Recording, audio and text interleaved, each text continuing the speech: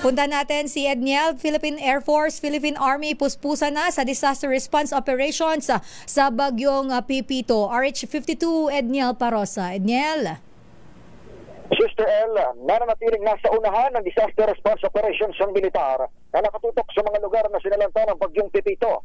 Ayon kay Colonel Bon Castillo, tagapagsalita ng Philippine Air Force, naka-standby alert na itong assets ng hukbo gaya ng transport aircraft na C-130, C-295, F-27 at MC-212, maging yung kanilang utility helicopters na UE at Super UE, maging yung iba pang UH-18 at Black Hawk helicopter.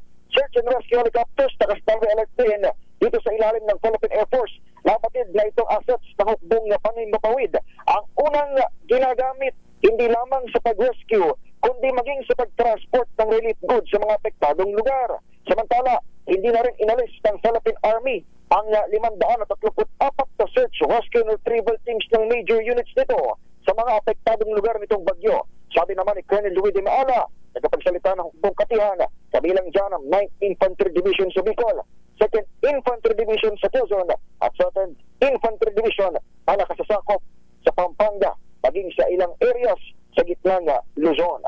Ito si Edniel Parosa, nag-uulat para sa DZRH. Una sa Pilipinas, una sa Pilipino.